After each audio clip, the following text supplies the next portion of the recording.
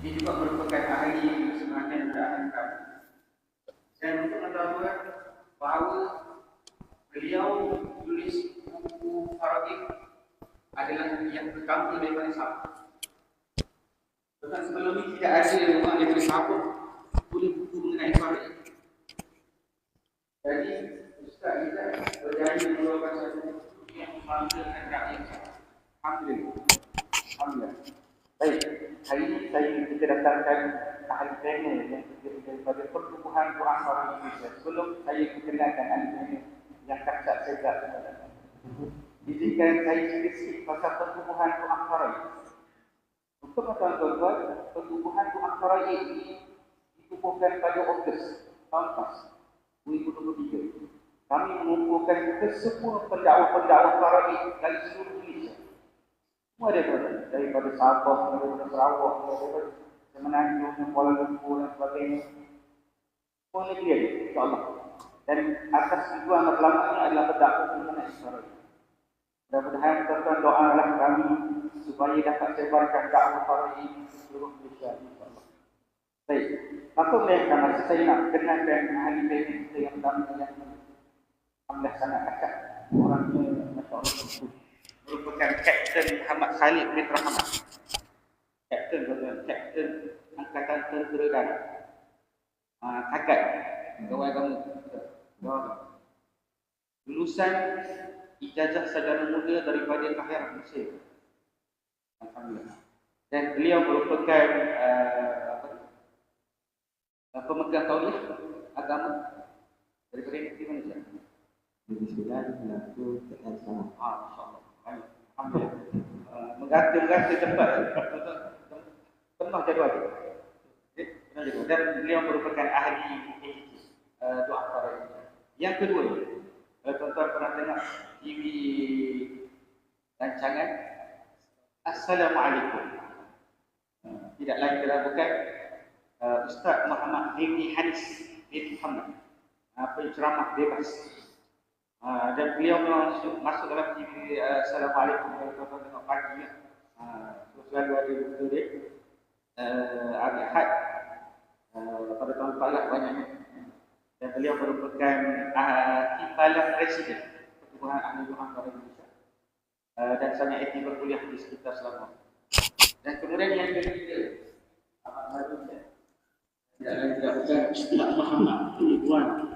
Ustaz Muhammad Ridwan berasal dari Skincang, Selangor tuan-tuan, Selangor. Dan juga pemegang tauhid dari Selangor kan. Dan ijazah pengajian kaki, ijazah sarjana muda daripada syariah daripada Tahir Mesir. Alhamdulillah. Dan untuk permulaannya sebagai mukadimah, saya nak tanya kepada ahli panel kita yang pertama. Tuan-tuan mesti tertanyakan kan.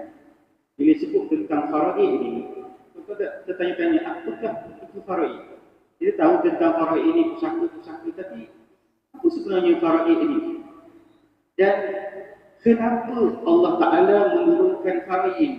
Apakah sebab mungkin ada sejarah di sebalik pensyariatan Faraid ini turunkan, mungkin ada kisah dia? Itu saya sebab kepada ahli panel. فليتفضل مشكورا. أعوذ بالله السميع العليم من الشيطان الرجيم. بسم الله الرحمن الرحيم. السلام عليكم warahmatullahi wabarakatuh. Waalaikumsalam. Yang dimuliakan Tuan Imam, sahabat saya Imam Zab. Alhamdulillah. Jumpa kali kedua. Yang berbahagia pengurusi masjid serta habaib, ibu-ibu ayah muslimin muslimat hadirin yang berkasih. Terima kasih kepada Tuan Moderator yang tuju soalan yang pertama, iaitu tentang kefahaman umum. Sebelum kita bicara lebih mendalam, kita akan bicara tentang Faraid, mukadimah, definisi. Faraid ini berasal daripada Lughatul Quran. Lughatul Quran iaitu di mana di dalam surah An-Nisa di ayat ke-11. Ayat ke-11 Allah berfirman, panjang ayat dia di depan, saya syahid ambil kita tengah. Saya Hafiz, saya Hafiz. Hafiz, macam Taimah Hafiz. Okey, Alhamdulillah Hafiz. Fariidatan minallah. Fariidatan minallah yang bermaksud ketetapan ataupun kebahagiaan yang telah ditetapkan oleh Allah Subhanahu Wa Taala. Fariidah. Tapi apabila di dalam surah Nisa ayat yang ke-11, 12 dan juga 126 yang menceritakan tentang pembahagian secara detail, secara terperinci, banyak dia punya ketetapan. Bahagian anak, anak, bahagian bapa, bahagian anak lelaki, anak perempuan, adik-beradik dan sebagainya, menyebabkan ulama menamakan ilmu ini faraid dijamak. Kalau bahasa Inggeris ni singular, plural dan jamak. So banyak ketetapan-ketetapan yang berada di dalam Al-Quran yang menyebabkan biasanya orang agak suka belajar Quran sebab dia banyak apa ketetapan syarat. Ketetapan syarat itu yang agak rumit. Itu dari segi faraid itu daripada muatul Quran, iaitu bahasa Arab, iaitu fariidatan min Allah. Dan faraid itu jamak daripada fariidah disebabkan ketetapan yang banyak yang perlu kita tahu apabila berlakunya kematian seseorang itu akan banyaklah yang kita perlu belajar.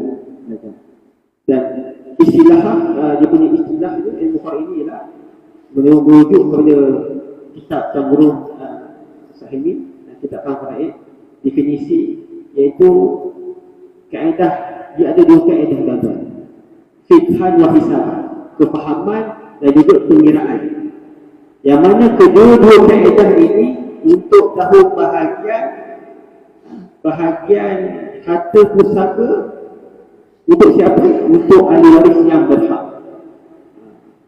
Kesimpulan tuan para ini ialah untuk menceritakan perihan harta orang yang telah meninggal dunia. Kalau kita sekarang hidup, kita tak cerita pasal faraid sebab kita masih hidup dan kita memerlukan harta nak belanja, nak pergi isi minyak masjid, nak isi minyak kan, tak ada pakai air ni kan, isi pakai petrol kan. Nak pergi makan kejap lagi mengetih yang depan, nak pergi mengetih, minum teh ke kopi, mengopi kan. So kita hidup, kita perlukan harta. Tapi apabila telah ditetapkan oleh ajal oleh Allah, telah kita diangkat untuk Allah, maka bila kita meninggal, itulah ilmu yang akan digunakan, ilmu faraid. Okey, cerita saya soalan asbab nuzul, cerita je. Okay. Pada zaman Nabi Muhammad SAW, yang mana isteri Sa'ad bin Rabi' ini datang berjumpa Rasulullah bersama dua orang anak. Ya Rasulullah, dua orang anak perempuan ini adalah anak Sa'ad bin Rabi', yang mana Sa'ad bin Rabi' telah mengikuti sesi ataupun siri peperangan Uhud bersamamu ya Rasulullah, telah pun mati syahid ketika peperangan tersebut, peperangan Uhud.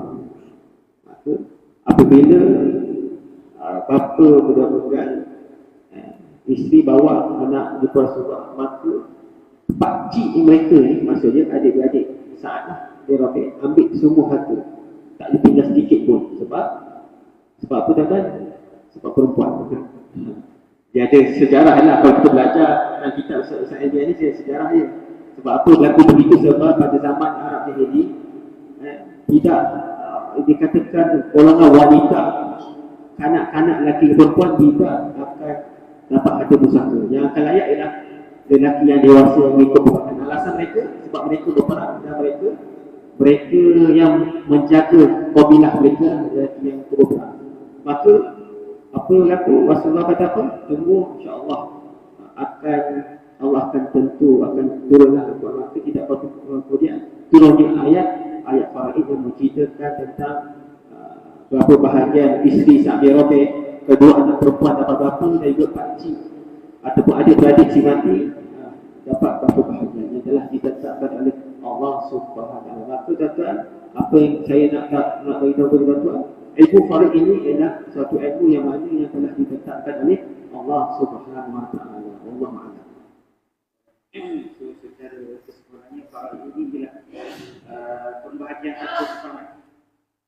Bagian harta bersama. Tuan-tuan, bila sebut pembagian harta bersama ini, apa sahaja barang yang ditinggalkan pun semati. Sama ada barang pemesilah bernilai bermanfaat berharga. Apa sahaja tuan-tuan? Yang disebut oleh Al-Fadhil Ustaz tadi. Baik. Pada tahun 4, tuan-tuan, kami Pertubuhan Doa Faraid Indonesia telah datang ke Sabah buat kunjungan rasmi ke Jabatan Mufti Sabah. Alhamdulillah tuan-tuan, kami diberitahu oleh Datuk Mufti Sabah bahawa di Sabah ini masih kuat mengamalkan pembahagian pusaka mengikut adat-adat.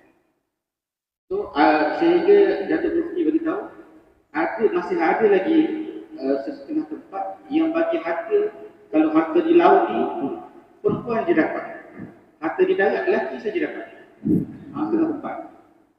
Wallahu a'lam, kasi saya tak tahu lah macam ni. Tapi adat ni masih lagi kuat. Jadi persoalan yang saya nak tanya kepada ahli panel yang kedua ni, apakah hukum melaksanakan faraid? Adakah ianya wajib? Memang bila Allah Ta'ala turun tentang faraid ini memang wajib ke? Ataupun boleh pilihan? Bolehkah kita nak bagi contohnya ayah kita meninggal dunia ataupun ibu bapa kita meninggal dunia, kita nak bagi sama rata? Tak nak ikut faraid. Boleh tak? So saya serah kepada ahli panel kita yang kedua, kepada Ustaz Anis. Assalamualaikum warahmatullahi wabarakatuh. A'udzubillahi minasyaitonir rajim. Bismillahirrahmanirrahim. Alhamdulillahirabbil alamin. Wassalatu wassalamu ala asyrafil anbiya'i wal mursalin wa ala alihi wa sahbihi ajma'in.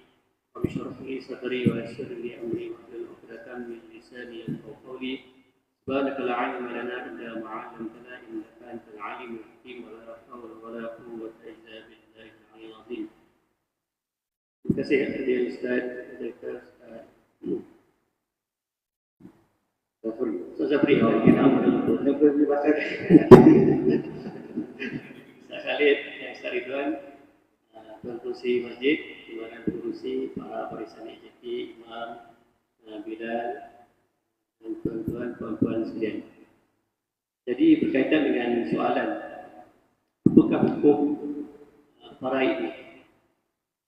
Sebelum saya ceritakan jawapan dia, saya ceritakan satu kisah yang mana saya pernah baru dijemput untuk berikan satu seminar berkaitan dengan faraid.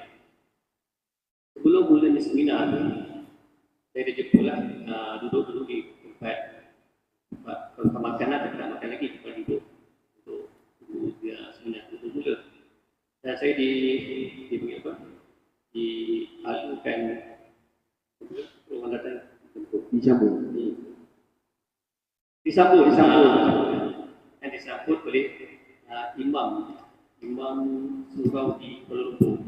Dia bukan majlis seperti seminar tersebut.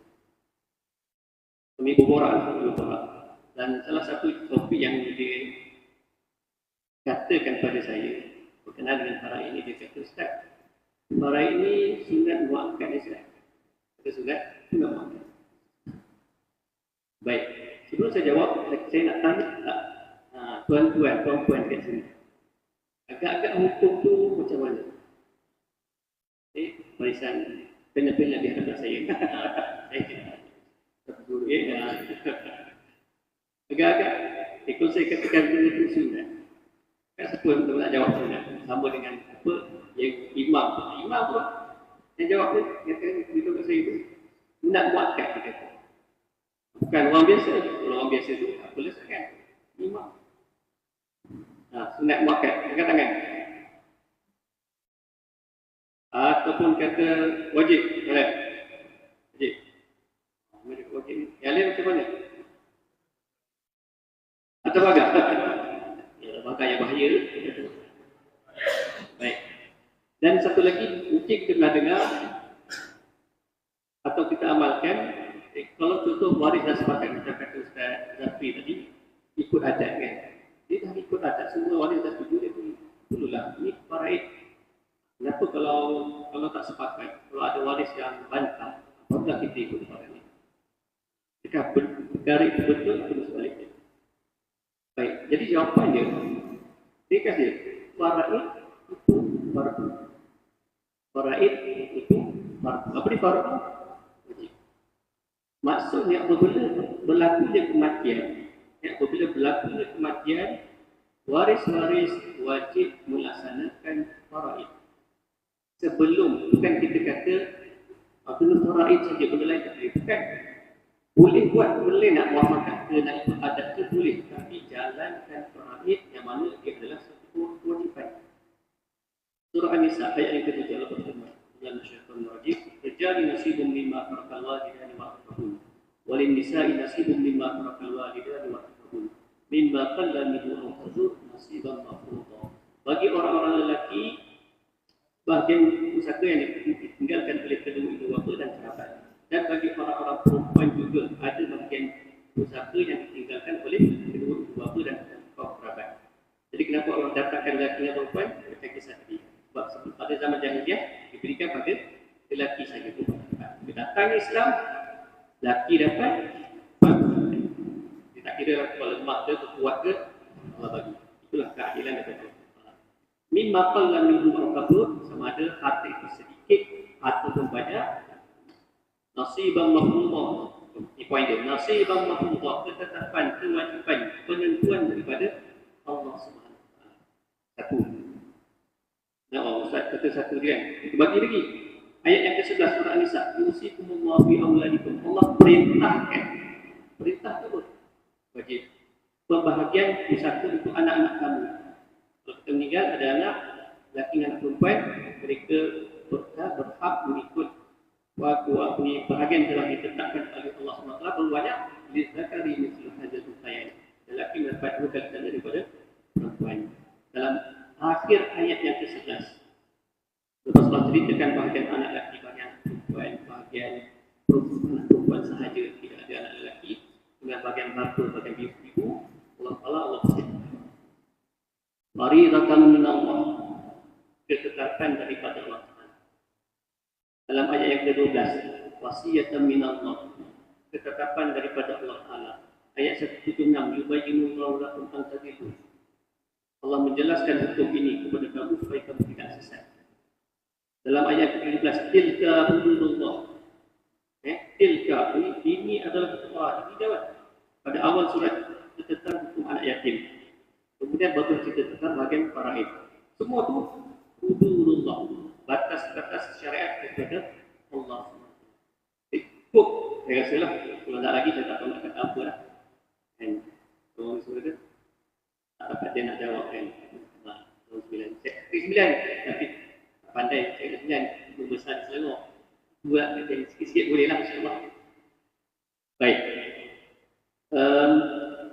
Jadi, semua itu adalah dalil menunjukkan bahawa hukum itu adalah wajib. Pembahagian pusaka adalah wajib.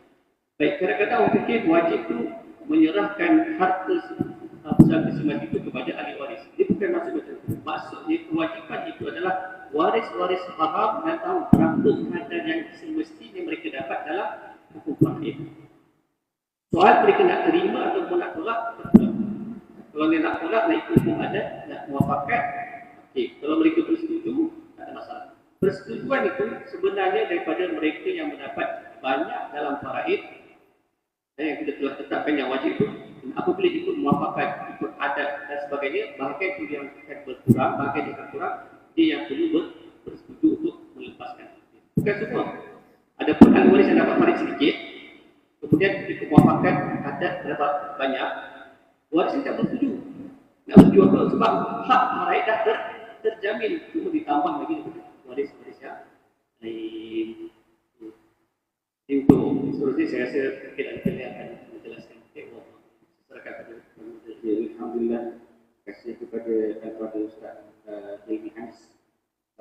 Secara ringkasnya yang boleh saya beritahu bahawa hukum faraid ini tak boleh beri pilihan. So, bila berlaku kematian, kena ikut siapa? Kena ikut hukum faraid. Kena letak hukum faraid itu. Kalau malam ni boleh yang ikut, okey tak? So, maksudnya hukum adat ni macam mana? Tak boleh nak ikut. Kalau sekiranya dia bersangkut dengan hukum faraid. So maknanya hukum faraid ini mesti kena letak di hadapan tuan-tuan. Faraid ini wajib. Sebab disebut tadi oleh ahli bailah kita nasib makhrudah, bahagian yang telah diwajibkan oleh Allah Subhanahu wa taala. Betul, yang menarik ini apa yang disebut oleh ahli bailah kita yang kedua tadi. Tuan-tuan kan, dalam ayat Quran Allah sebut tentang semayang. Allah sebut tentang semayang ni, adakah Allah sebut tentang cara-cara semayang? Cara rukuknya, tak ada. Allah sebut aqim solat, jadikan semayang. Tapi cara tak semayang macam mana? Diterangkan dalam hadis-hadis Nabi SAW. Tetapi hukum faraid ni tuan, Allah jelaskan detail dalam Al-Quran. Berapa orang dapat, orang ni, siapa yang dapat. Jadi saya nak teruskan kepada ahli panel kita yang ketiga. Tadi dah ahli panel yang kedua kita sebut tentang hukum faraid ini wajib. Memang tak boleh tak dapat tidak, memang kena bahagi. Harta pusaka ni mesti kena bahagi hukum faraid. Tapi nak bagi pada siapa? Nak bagi pada siapa? Ahli waris. So, siapakah ahli waris? Ahli waris ada ahli waris pertama ke, ada golongan yang kedua ke, ataupun macam mana? Mungkin kita serah kepada ahli panel kita, Ustaz Tuan Samsudin untuk menjawab. Silakan.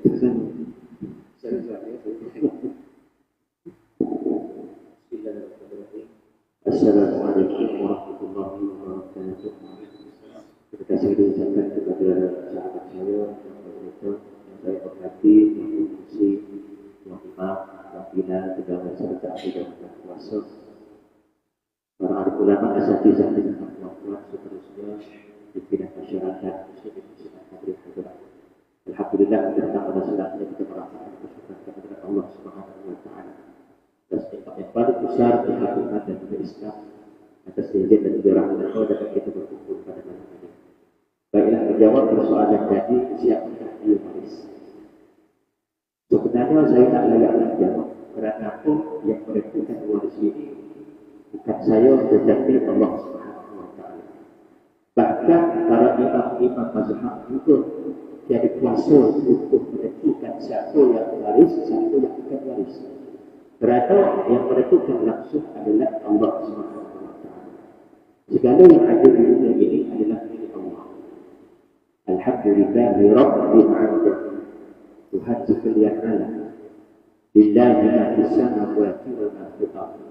Bagi Allah segala apa yang ada di langit dan juga di bumi. Inna salati wa nusuki wa mahyaya wa mamati lillahi rabbil alamin. Semua adalah milik Allah. Maka yang selayaknya menentukan adalah Allah Subhanahu wa taala. Baru mazhab hanya menentukan berdasarkan dalil-dalil daripada Al-Quran dan juga Sunnah Nabi sallallahu alaihi wasallam. Mereka tak boleh kata-kata, tak boleh terus memilih ikut nafsu, ikut fikiran akal dia. Tapi melalui dalil untuk istinbat hukum atau makna istinbat, kata guru saya Ustaz Harun Izzat bin Al-Husain, istinbat ini bagi para imam umpama kain yang diletak dalam satu bekas air kemudian diperah sehingga dipisah air yang terakhir. Begitulah para imam mujtahid menggunakan dalil untuk istinbat pengeluaran hukum dengan ilmu yang mereka miliki, dengan kelayakan yang mereka ada. Jadi berdasarkan pada Al-Quran, Allah Subhanahu wa taala berfirman dalam surah An-Nisa ayat yang ke-11. A'udzu billahi minasyaitonir rajim. Yusikumullahu fi auladikum. Diwajibkan kepada kamu untuk membahagikan pusaka bagi anak-anak kamu. Dari itu hazard. Bagi lelaki satu bahagian, perempuan satu bahagian. Ila akhir ayat. Ayat yang sama Allah Subhanahu wa taala berfirman juga wa bi'awal kulli wahidin minhum as-sudus. Ila akhir ayat, yaitu pembahagian bagi ayat 11 tadi untuk anak-anak dan kedua ibu bapa. Ayat yang ke-12 Allah Subhanahu wa taala berfirman lagi walakum ismu ma taraka azwajukum in lam yakul lahunna walad. Yaitu bagi suami-suami satu perdua daripada peninggalan isterinya jika isterinya tidak ada anak ila akhir ayat. Dalam ayat 12 ini Allah menetapkan tentang kebahagiaan suami isteri dan juga kepada adik-beradik seibu. Dalam ayat satu lagi, ayat 176, A'udzubillahi minasyaitonir rajim, yasta'unaka billahi yuflikum fil kalam. Ila akhir ayat. Ayat ini menceritakan tentang kebahagiaan kepada adik-beradik seibu sebako dan sebako. Dari sumber dalil hadis, Nabi sallallahu alaihi wasallam bersabda, al-hukul faraidun fi ahliha. Kata-kata bahawa li Allah rasulullah dari berikan kewarisan kepada ahli di sini merujuk kepada ahli fardu. Satu ahli fardu yang Allah tentukan dalam Al-Quran. Bahagian fardu, bahagian ibu, bahagian suami, bahagian isteri, bahagian anak-anak, bahagian adik-beradik seibu sebako seibu. Ini semua ahli fardu. Kemudian kata dia bahawa li Allah rasulullah dari ada dakinya ada berikan kepada waris lelaki yang terdekat. Waris lelaki terdekat ini umum. Kerana itulah bila sebut tentang waris, ada kategori waris utama, ada kategori waris ganti, ada kategori waris sisi, ada lagi kategori waris yang Allah yang dikatakan tersembunyi. Satu dia waris utama.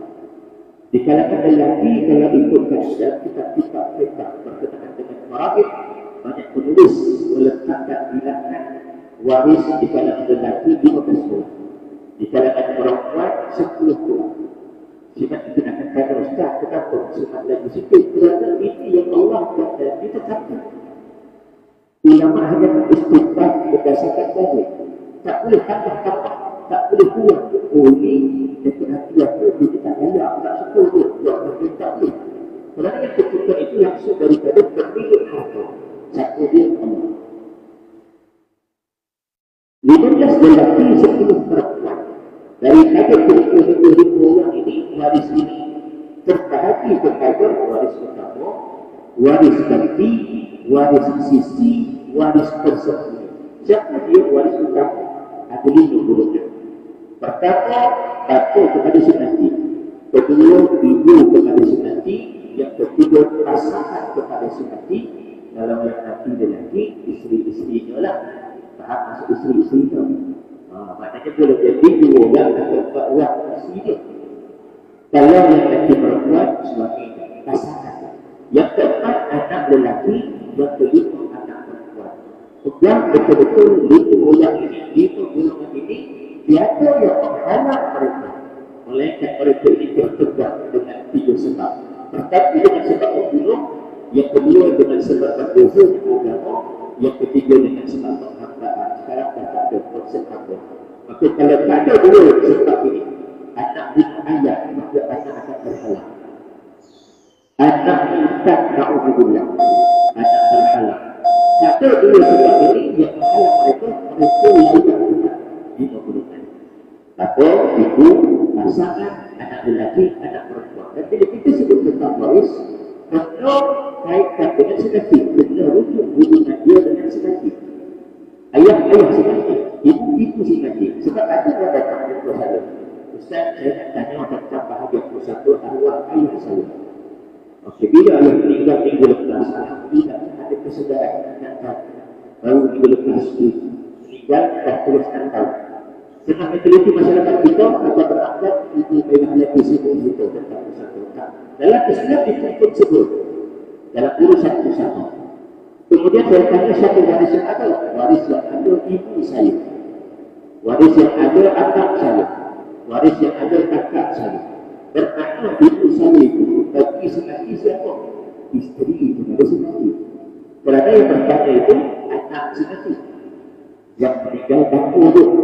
Dia beritahu yang ada waris sekarang ini ibu saya, kakak saya, akak saya.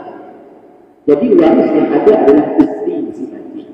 Kemudian anak si mati ada 3 orang, 2 lelaki termasuk dia yang bertanya dan juga seorang anak perempuan. Jadi bila kita sebut waris kita kaitkan langsung dengan si mati. Bapa siapa? Bapa si mati. Ibu si mati, pasangan si mati, anak lelaki si mati. Ini golongan waris utama. Dan tiada yang boleh menghalangi mereka. Jika mereka ada, mereka berhak. Kemudian waris ganti. Siapa dia? Okey, stop sekejap, kita tunggu dulu kan. Azan tadi. Okey, maaf. Kemudian kita sambung. Okay. So, kita beri lagu untuk azan.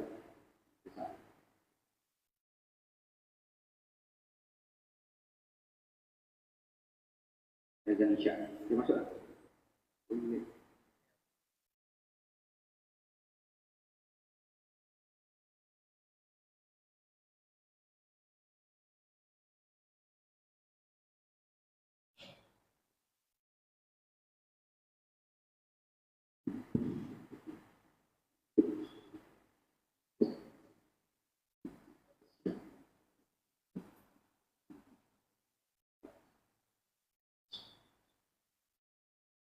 Allahu Akbar, Allahu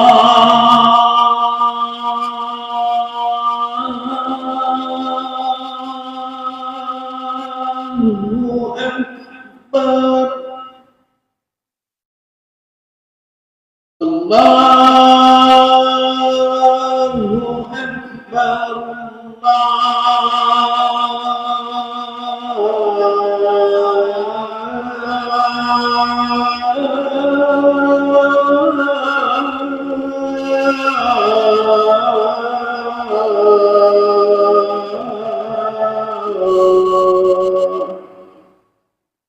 Allahu Akbar, Allahu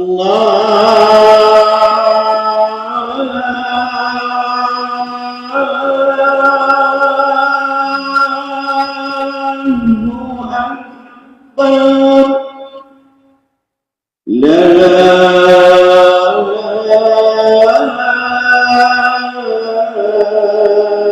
ilaha illallah.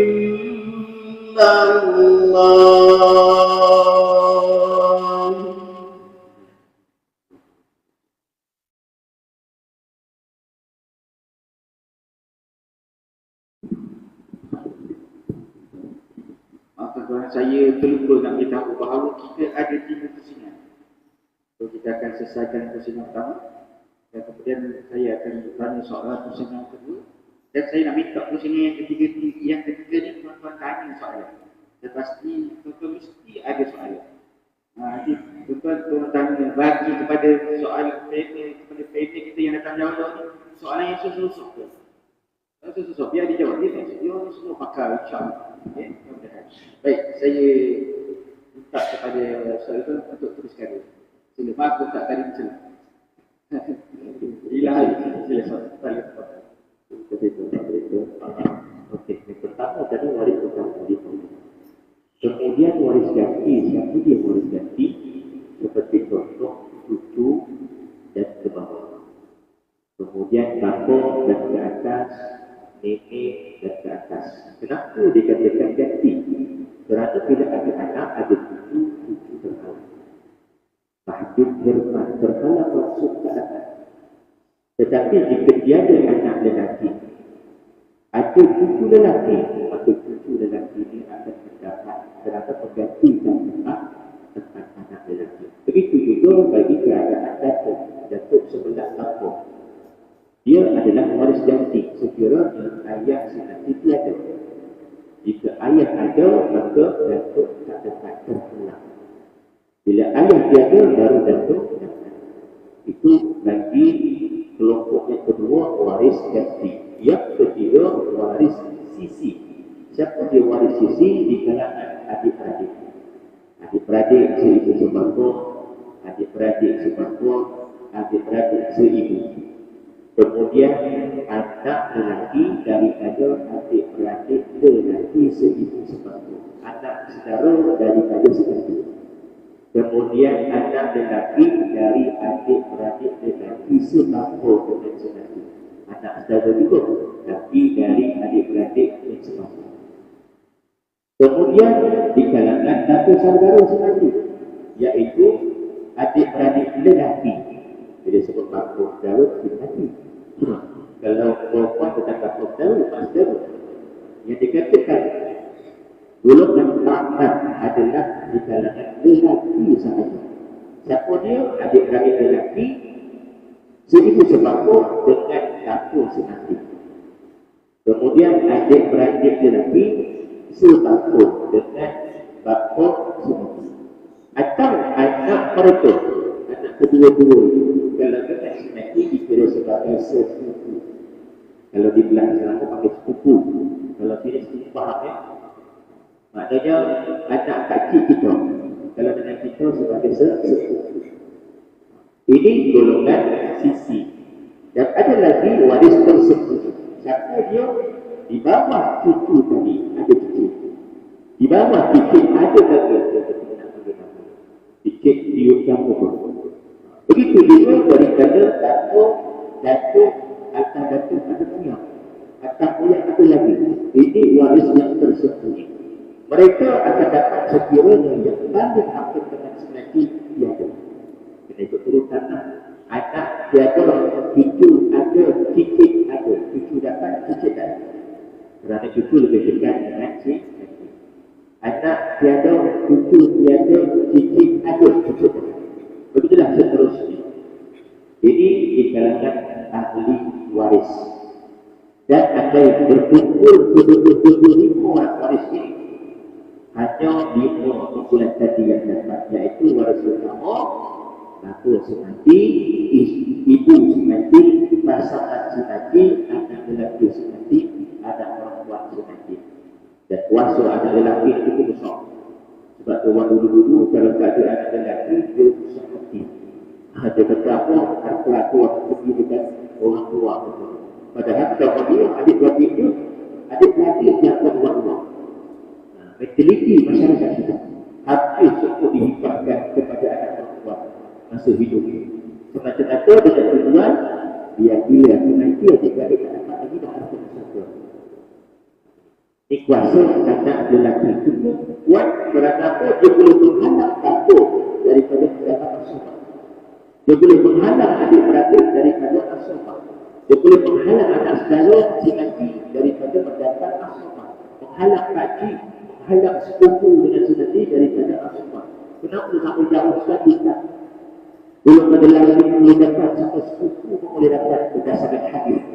Al-Fatul Fara'id Ahliya tak ada bahawa di Allah Rasulullah dari dalam ada lagi untuk kami yang berikan kepada lelaki yang terdekat dengan sunati. Ada yang terdekat dia terdekat.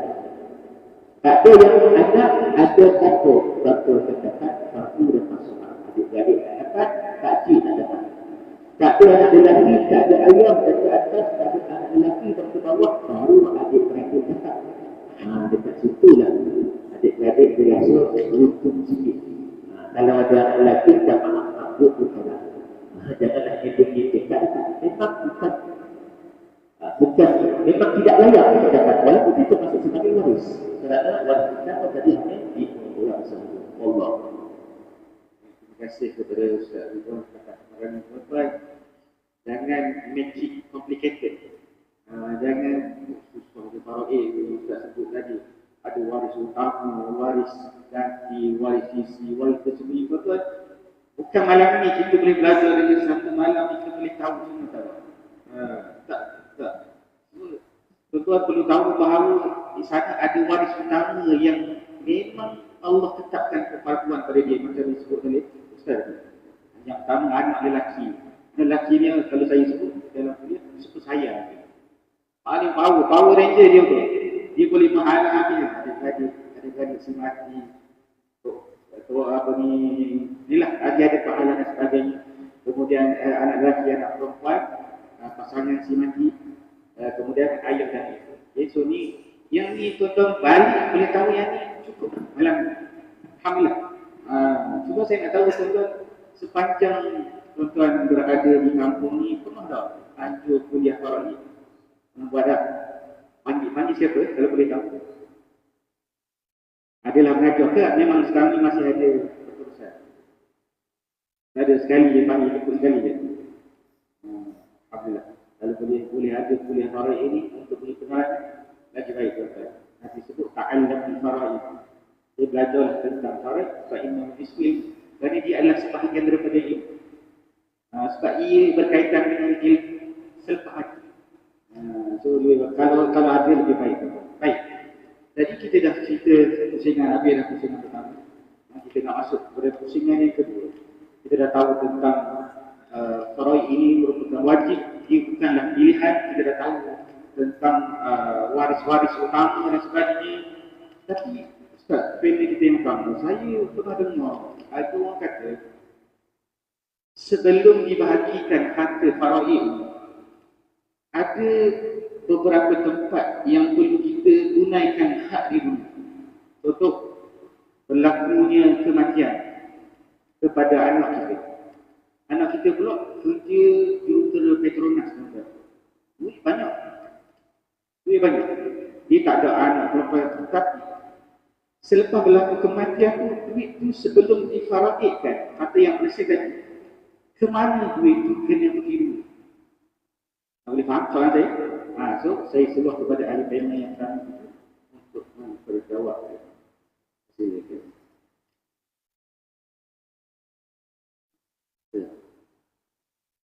Begitu.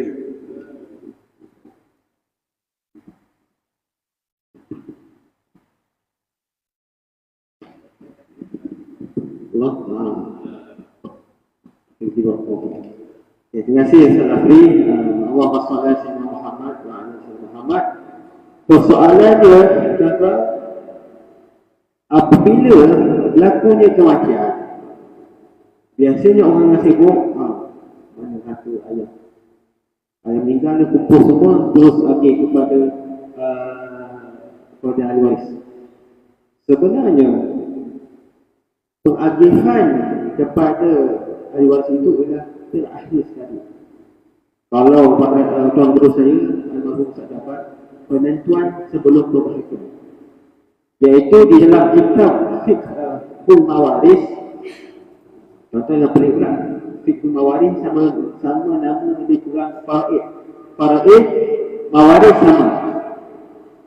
sama perbahasannya.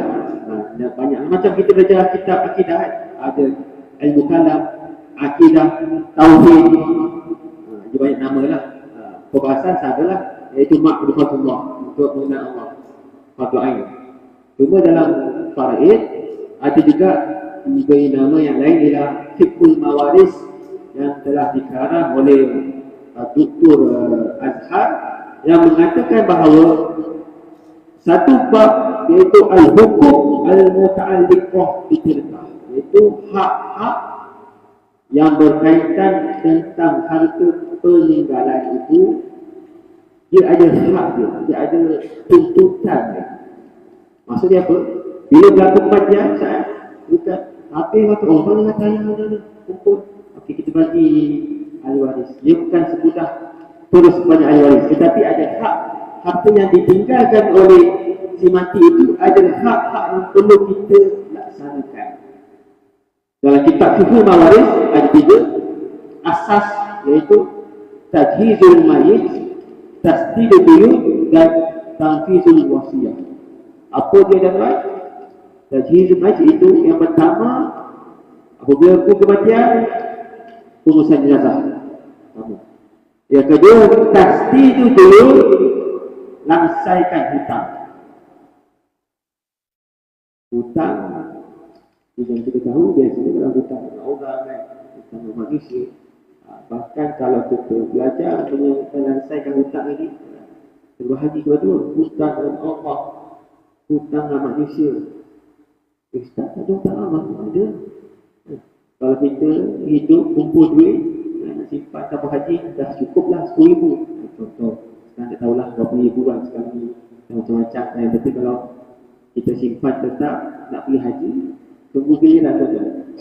Saya dah daftar haji, saya hidup, saya mati, hidup, mati, dah tutup putih lagi. Lama, 2,100 lebih. Tak daftar. Sebab anak yang baru lahir ni daftar tuan haji, tahu tak berapa sekarang? Tanya daftar. Kalau siapa yang ada ibu daftar. Dulu masa kita ada tabung haji tu, kita simpan buka akaun tabung haji, ingat? Mati lah. Haji 2061. Tak tahu ni. Baru dia tahu.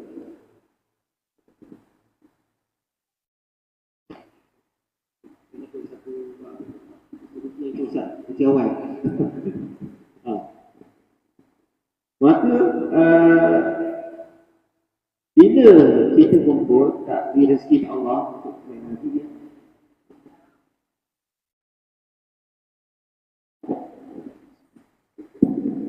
Salah satu hutang yang banyak kita perlu kita selesaikan. Tak dapat haji ada kafarah. Dah banyaklah yang hutang dengan Allah Taala. Maksudnya apa? Kena selesaikan hutang. Sama ada hutang Allah, hutang manusia ni biasa. Itu yang kedua. Pertama, pengurusan jenazah. Yang kedua, hutang. Dan yang ketiga, tamfizul wasiat. Iaitu kita kena selesaikan kalau si mati itu membuat wasiat. Maka selesai tiga tuan, baru akhir sekali iaitu dinamakan harta pusaka yang mana yang diagihkan mengikut seperti mana sahabat saya sebut, ahli waris yang berhak, bukan semua ahli waris yang akan dapat. Mungkin datang satu bas ramai ahli waris semua ada. Bila ditapis jalan Aziah satu kita Aziah sikit mungkin banyaklah ada banyak gambaran kan sebab mungkin macam itu beza-beza ikut kita situasi lah. Kita adik-adik apa yang kita perlu juga. Saya pernah sekali contoh itu Allah satu ayat kata ibu ini bukan seorang. Masya Allah bukan seorang. Tapi dia mungkin kahwin dan atau seorang lelaki seorang perempuan. Itu berbeza-beza lah bukan nanti tiba-tiba ramai kita lihat ini situasi berbeza-beza. Maka tuan, sebab itulah perkara yang moderator dia tahu apabila berlaku semacam dia bukan terus kepada ahli waris. Dia ada penentuan sebelum perbahagian. Apa penentuan itu ialah harta peninggalan dia ada hak-hak dia kena selesaikan jenazah, ambil pada harta semati, hutang perlu diselesaikan, dilunaskan daripada harta semati.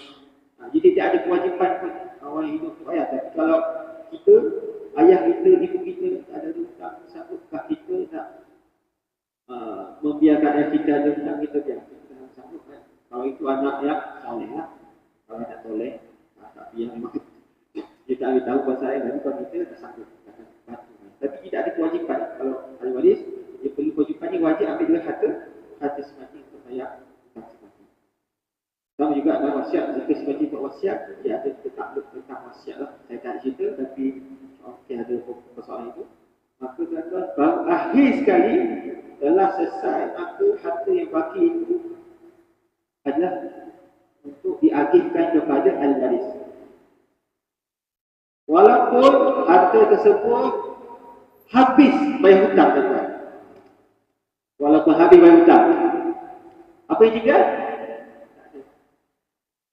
Tidak ada bahagian untuk ahli waris. Sebab apa? Sebab harta semati telah dihabisi dengan membayar hutang. Memang ikut hutang dulu. Sebab harta tersebut, kalau kita belajar faraid tuan, kita belajar faraid, kita akan nampak hikmah ya. Faraid ini adalah untuk apa? Untuk menjaga kebajikan punya harta itu si mati. Kadang-kadang orang kata, Ustaz, saya sedang Ustaz. Saya dah bagi dah hibah semua. Harta saya, anak, semua habis. Itu bila mati, so, tak siapa nak bayar. Masing-masing yang dapat dah. Dia nampak macam senang Ustaz, senang saya dah hibah dah tak bergaduh masuk. Tapi sesara dia, hutang ni masa pun tak habis. Selesaikan tidak ada wajibnya, ada tak wajib.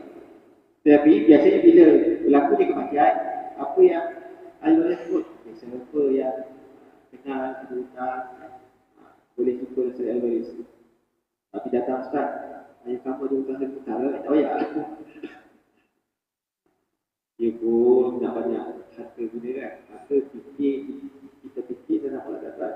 Maka ilmu kalau ini ialah kembali kepada kebajikan atau manfaat kita punya harta itu. Bukan harta itu semudah kepada ahli waris, tetapi ada tapisan ataupun ada penentuan sebelum pembahagian kepada ahli waris. Jenazah, hutang, wasiat dan barulah kita kepada panggil anda sekejap ada lagi harta Allah Ta'ala bersama kita. Terima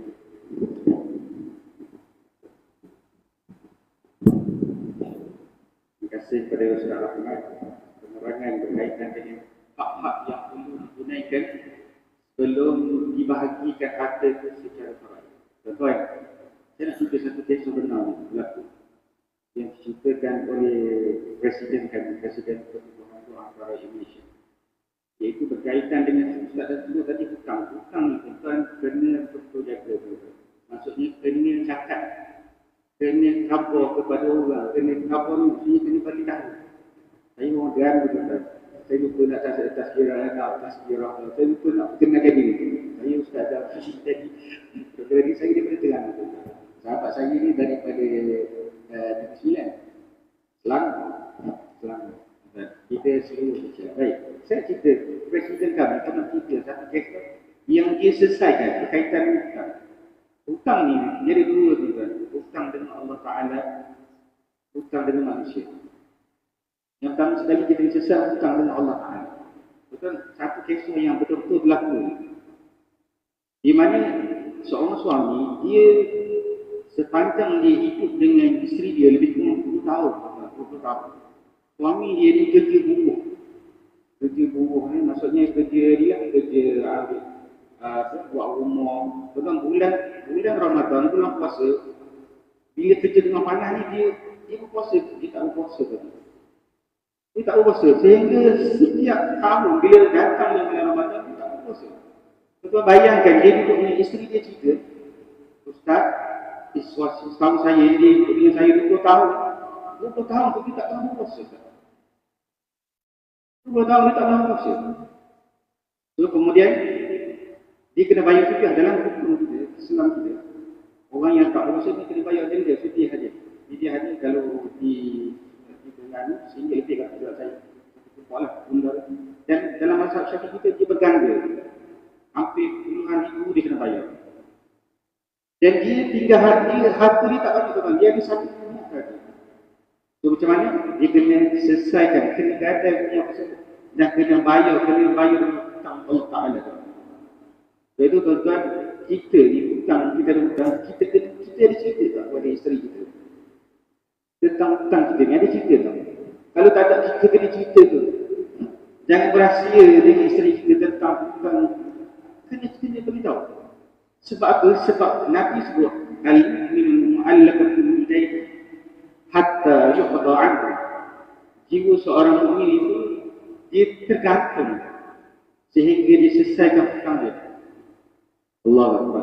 Sebab itu kena bagi tahu kepada isteri kita, bagi tahu, kena catat kat mana hutang kita, kena bagi tahu. Sebab kita semayang, kita berpuasa, kita bimbang amalan kita begini sehingga kita ada hutang lagi dengan maksud hutang Allah Subhanahu wa ta'ala. Baik.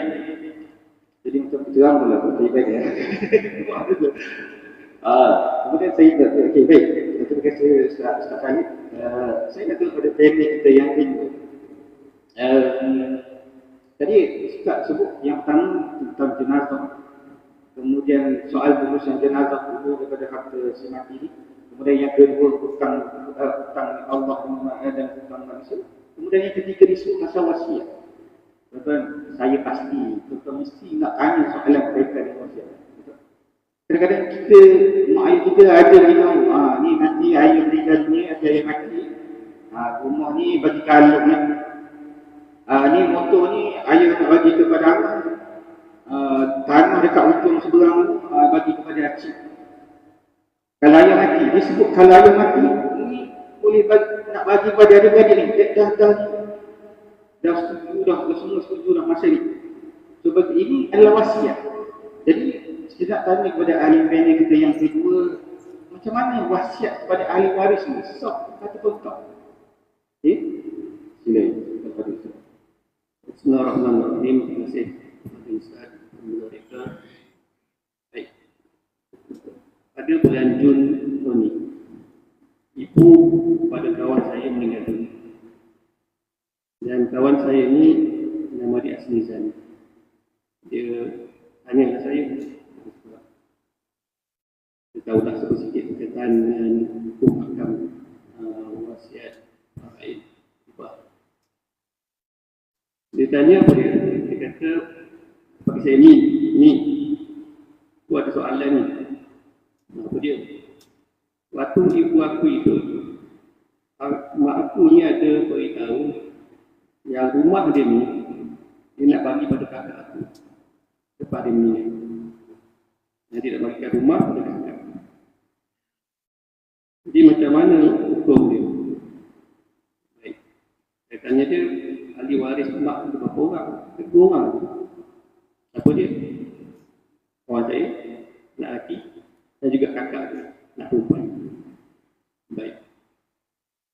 Sama sekali, balik-balik. Apa dia? Yang pertama tu, mesti dilaksanakan hukum faraid. Kenapa? Kenapa kena buat dahulu? Sebab ibu itu mewasiatkan kepada ahli waris. Kalau kita tengok sabda Nabi SAW, Inna Allah qad a'ta kulla dhi haqqin haqqahu wa la wasiyata li warithin. Ada sambungan illa in yasha'a waratha. Oleh itu dalam mazhab kita Imam Syafi'i, mazhab Syafi'i, hukum wasiat kepada ahli waris, hukumnya adalah harus. Tetapi dengan syarat berdasarkan hadis itu mestilah mendapat persetujuan daripada waris-waris yang lain selepas kematian. Bukan sebelum kematian pewarisan, selepas dia meninggal. Kenapa? Sebab selepas dia meninggal, harta itu bukan harta dia, dah jadi harta waris-waris orang. Maka apabila diwasiatkan kepada ahli waris, jadi perlu persetujuan waris-waris yang lain. Sebab apa? Yang waris itu tidak dapat dah dari segi faraid. Satu, kemudian dapat dari segi wasiat. Dua-dua kan. Nak tak nak, waris-waris yang lain kena setuju. Kalau setuju, boleh jalankan. Kalau tak setuju, kena kembali balik pada hukum faraid. Baik, jadi saya kembali balik tadi. Jadi macam mana? Saya kata, baik, ibu telah mewasiatkan rumah itu diberikan kepada kakak. Dan bahagian kau dengan kakak kau ni mengikut hukum faraid, kau dapat 2/3, kakak kau 1/3. Yusikum Allah fi auladikum lidzakari mithlu hadzal unthayain.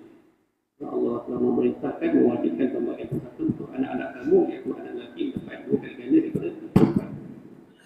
Kalau seorang anak lelaki seorang perempuan, anak lelaki 2/3, perempuan 1/3. Dia akan berubah kalau bilangan ahli waris itu berubah. Baik, 2/3, 1/3. Maksudnya kalau rumah itu bernilai RM300,000, kau punya hak RM200,000. Kau punya hak ni RM200,000. Yang kata apa hanya RM100,000 saja. Tapi mak wasiat apa? Nak wasiatkan rumah tersebut pada kita. Maknanya wasiat ni seorang mak minta supaya anak lelaki ini menyerahkan hak itu kepada anak perempuan. Berapa nilai dia? RM200,000. Kalau saya kata apa? Ni aku serahkan. Dia tanya dia betul, aku serahkan. Ini dia memang dia setuju dengan kerelaan hati dia menyerahkan hak dia kepada kakak dia. Menyerahkan hak faraid itu yang wajib itu kepada kakak. Dan dia dapat 2 pahala. Yang pertama, melaksanakan hukum faraid yang wajib itu. Kan wajib kan? Wajib, bukan wajib bisa saja, dapat pahala kalau buat. Ingat berdosa. Dan yang kedua, dia dapat pahala silaturahmi. Dia menyukakan hati kakak itu. Apatah lagi kalau betul-betul lah, saya pun tak pasti. Betul kakak dia memerlukan tempat kediaman. Itu lebih lagi besar pahala itu. Baik, diserahkan 100% hak itu kepada kakak dia itu. Hak itu kepada kakak. Mana kakak dia mendapat seluruh rumah tersebut. Kakak ini menafikan hukum mereka sebab dia tak laksanakan. Itu dia dah faham dah nilai dia yang aku dapat RM200,000, tapi aku serahkan. Dan persetujuan itu selepas dia meninggal dunia. Dia yang tersyarat bersetuju. Kalau wasiat selepas wasiat meninggal dunia, yang bersetuju itu mestilah dia akil balik, tahu menguruskan harta, bukan orang yang lebam. Dia tahu dan faham faraid dia yang wajib itu, tahu berapa hajat dia, tahu berapa nilai dia, dan yang kelima dia menyerahkan dengan sukarela, bukan dengan perkataan. Wasiat tu sebenarnya bukan paksaan. Kalau kita ikut wasiat kata ni, aku nak apa hukum dia? Berdosa tak berdosa. Tapi itu wasiat tu. Ini derhaka ni. Orang kata kan. Apa derhaka? Mana wasiat tak? Tak. Sebab hak dia adalah faraid yang telah ditetapkan oleh Allah SWT. Sebab dia yang kena setuju. Sebab dia punya hak tu Allah telah bagi pada dia, terpulang pada dia. Dia nak setuju atau tidak. Kita boleh kata kepada seseorang yang tak setuju kepada wasiat. Kata aku nak faraid, kita kata dia tak betul. Ini derhaka. Mak dah kata dah sebelum ni kan. Kami semua dah sepakat. Orang tu nak jangan kita dia derhaka. Tuduh dia tamak, jangan tuduh dia apa-apa sebagainya. Tak ingat dunia dan sebagainya. Dia bukan tutup hak dia tutup hak apa? Dia bukan tutup hak orang lain, dia tutup hak dia. Siapa hak dia? Allah SWT. Salah tak dia? Dan sebab dia tuntut hak dia, jadi tutup tubuh. Kenapa nak dia lah Ustaz? Dia tak nak muafakat. Dia nak tutup. Salah tak dia? Salah. Siapa yang zakatkan? Dia memutuskan hukuman kena faham. Jadi tak salah kalau dia nak tutup. Dia pun ada wasiat. Sebab berdasarkan ayat tadi, wasiat itu tertakluk pada persetujuan waris yang lain. Kan wasiat itu saya nak tambah satu. Ada wasiat yang diharamkan. Kita wasiat, tapi wasiat itu haram. Contoh, tidak ada yang ialah biasalah anak-anak yang bagus, yang tak bagus. Tapi anak ni memang satu orang ni mampu hajar, memang derhaka lah. Kita kata apa kepada yang lain? Orang dengar yang anak ni contohlah perempuan. Alung ada dalam sini. Adalah contoh Alung ni derhaka sangat pada aku ni. Cakap puan hajar macam-macam. Tak kuat pada aku.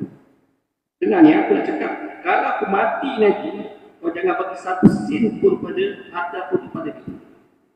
Kau jangan bagi satu sen harta kepada dia. Buat wasiat terkait dengan kematian dengan kawas. Hukum tu adalah haram. Hukum tu adalah haram. Min ba'di wasiyatin yusi, min ba'di wasiyatin yusa biha aw dainin ghairullah. Surah An-Nisa ayat 14. Pembahagian pusaka itu pada ahli waris setelah dibuktikan wasiat dan dibayar hutang si mati. Wasiat yang tidak memberi mudarat kepada ahli waris. Apa dia? Contohnya wasiat yang menghalang hak dia. Ustaz dia anak derhaka. Bukan disebabkan anak derhaka itu dia terhalang mendapat ini pusaka. Memang tapi kita jelas, kita faham memang perbuatan itu adalah berdosa besar. Jangan boleh mengambil, boleh dapat pusaka, boleh derhaka lah. Lain, itu benda lain. Derhaka itu memang jelas berdosa, tak boleh, haram. Tapi hak, dia berhak. Hati-hati jangan kita buat wasiat macam tu. Sebab wasiat itu adalah haram. Wallahualam. Alhamdulillah penerangan yang baik daripada Ustaz Ilmi Hanis tadi berkenaan dengan wasiat. Tapi tuan-tuan, kita kadang-kadang ialah kita bagi wasiat kepada anak-anak kita kan. Tapi satu benda yang jarang kita buat. Apa dia? Kita sepatutnya saranan lah. Kita sepatutnya wasiat juga kepada satu tempat yang boleh selepas itu amalan jariah kita berpanjang sebab wasiat itu. Contohnya kepada pertubuhan ataupun contohnya wasiat ini sesuatu ke masjid ke apa ke supaya jariah itu betul-betul bersama kita. Kita duduk wasiat bagi pada anak belaka, bagi siap-siap bagi. So, betul ni kadang-kadang kita perlu fikirkan apakah yang akan kita tinggalkan untuk kita lepas pada kita. Itu yang perlu kita. Baik. Saya nak pergi kepada ahli panel kita yang ketiga untuk kursi yang kedua. Untuk mengenalkan tuan-tuan, ahli panel kita yang ketiga ni kalau di Selangor dia pun mungkin untuk dulu orang. Jadi di Selangor saya di Sabah saya tak pastilah sebut apa. Kalau di Sabah saya tahu dia tuan bukan mungkin kan. Baik sah. Untuk soalan ahli panel kita yang ketiga,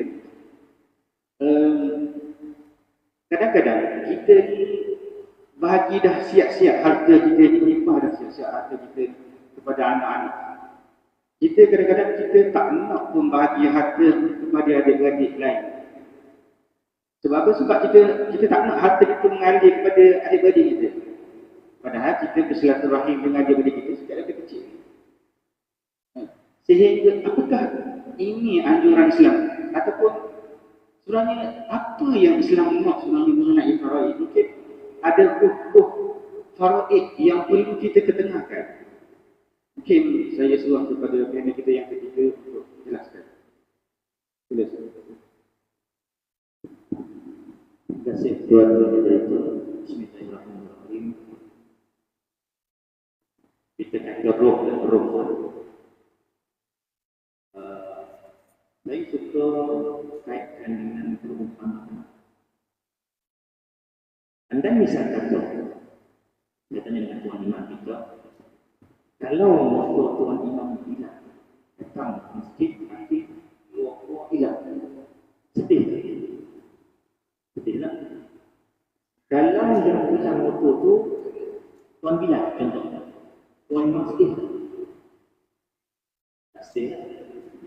Apa-apa pun sabarlah, tidak sabarlah.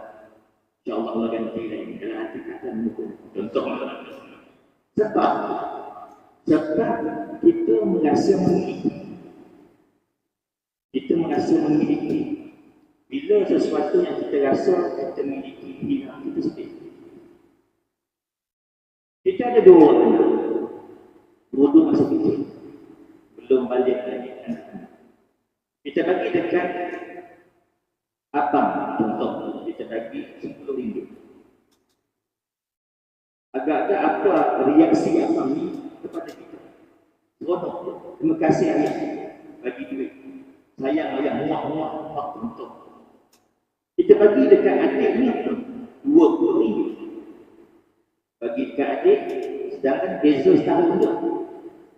Bagi dekat adik RM20. Adik kata, terima kasih ayah, sayang ayah bagi lebih. Apa perasaan abang dan dia akan rasa tak puas hati. Kenapa? Aku dapat sikit, adik dapat banyak. Sedangkan sebelum itu dia gembira kerana pada asal tak ada, tiba-tiba ada. Asal tak ada, tiba-tiba ayah bagi RM10, seronok tak? Bila ayah bagi adik RM20, seronok tadi kita. Ini sikap kanak-kanak.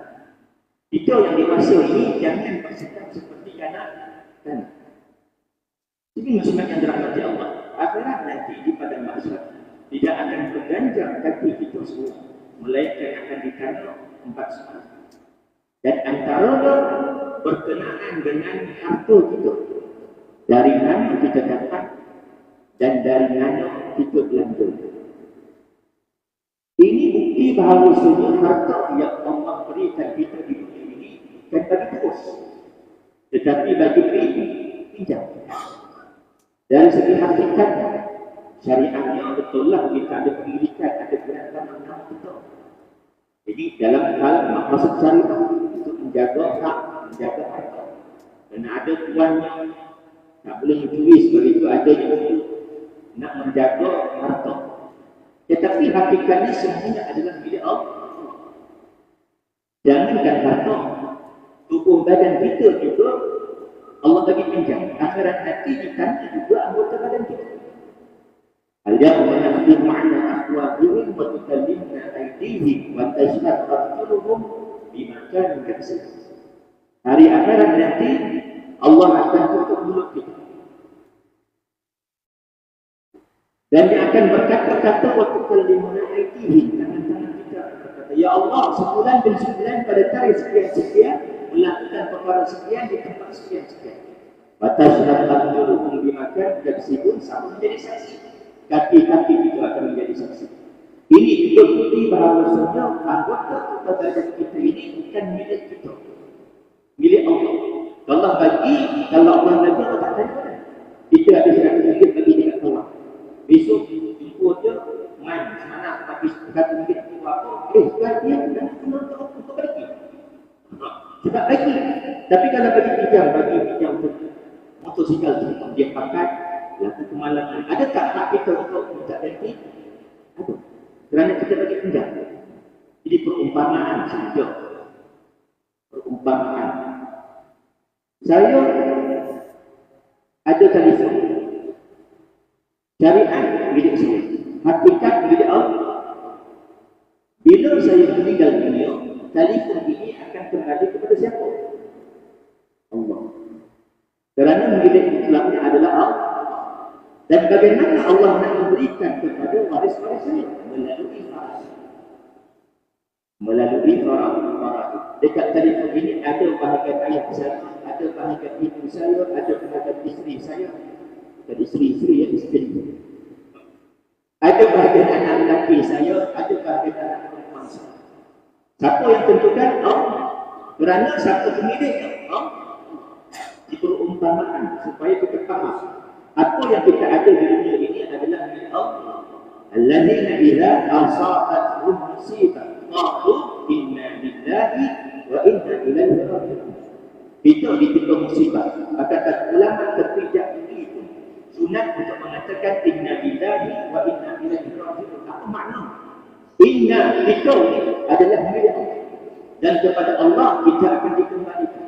Maksudnya sehat aku, kaki aku yang sehat seperti ini adalah pemberian Allah milik Allah. Allah ambil kerana terpijak dulu. Itu sunat kita mengatakan inna lillahi wa inna ilaihi raji'un. Cuma di kalangan masyarakat kita biasa kalimat ini ketika mendengar kematian. Hakikatnya apa saja yang berlaku ujian kepada kita, bila harta kita kena curi, sakit tubuh badan kita, sunat untuk kita mengatakan inna lillahi wa inna ilaihi raji'un. Maksudnya apa? Semua milik Allah. Dan bila kita memeluk agama Islam, ini bertemu anda, kita lahir dari Islam. Sebagai seorang Muslim, daripada perkataan aslam, apa makna aslam? Menyerah diri. Seharusnya kita ini bersiap untuk menyerah diri kepada siapa? Kepada Allah. Untuk diatur kehidupan kita. Daripada kita telik mata bangun tidur sampai kita nak pejam mata nak tidur 24 jam itu kehidupan kita ini kita serahkan kepada Allah, kepada Nabi SAW untuk diatur.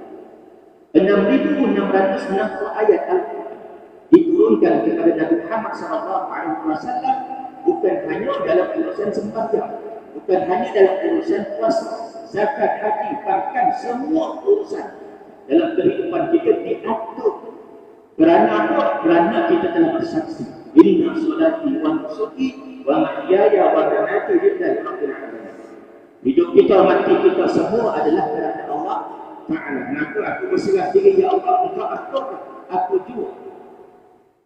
Yang wajib lakukan, yang wajib kita wajib laksanakan, yang diperintahkan wajib dilaksanakan, yang dilarang wajib ditinggalkan. Ini kewajipan konsep bagi seorang Muslim. Dia kena berserah diri, termasuk dalam urusan faraid. Oh, ini bahagian ayat, ini bahagian apa, ini bahagian kata. Aku sebagai orang Islam, aku yakin ini adalah ketentuan daripada Allah dan pastinya yang paling adil daripada yang Maha Adil. Walaupun dalam fikiran kita kadang-kadang terdetik, kenapa aku dapat sikit? Kenapa yang itu dapat banyak? Kenapa yang itu? Kenapa? Kita tak perlukan ilah sebab untuk patuh dengan perintah Allah. Kita tak perlukan ilah sebab untuk kita tinggalkan apa yang dilarang oleh Allah. 1400 tahun yang dahulu Allah telah mengharamkan daging khinzir. Pada ketika itu para sahabat tak persoalkan kenapa tak boleh makan. Kerana sebagai seorang Islam dia kena berserah diri. 200 tahun yang lepas saintis mengkaji daging khinzir, ditemui ada kuman, ada bakteria yang boleh memudaratkan. Masa tu orang Islam kata inilah sebab kenapa daging khinzir diharamkan. Tak ada sebab. Bahkan hari ini kalau misalnya ada teknologi maju mampu untuk menghilangkan bakteria yang ada pada daging khinzir, bahkan kualitinya lebih berbanding daging lembu. Adakah daging khinzir menjadi halal? Tetap menjadi haram.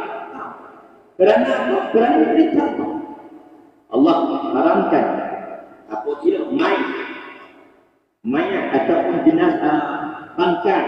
Kemudian Allah mengharamkan darah, Allah mengharamkan daging khinzir. Tak perlu tanya kenapa. Sebagai sebuah Islam, kita kena berserah diri untuk diatur hidup kita. Dan kita yakin setiap apa yang Allah tentukan itu pasti yang terbaik. Allahu a'lam. Berkait tentang ruh. Ada satu kisah sahabat kami dari pertemuan Tuhan para Indonesia. Rumah Singati ini, nama Singati, suami. Ada waris ibu, ayah dan isteri. Jadi isteri Singati ini mula rasa macam tak sedap hati. Kerana rumah ini ada hak ayah, ada hak ibu. Jadi senyap-senyap dia pergi ke Mahkamah Tinggi Syariah untuk bertanya tentang prosedur tuntutan harta sepenjara. Tuntutan harta sepenjara saya akan faham.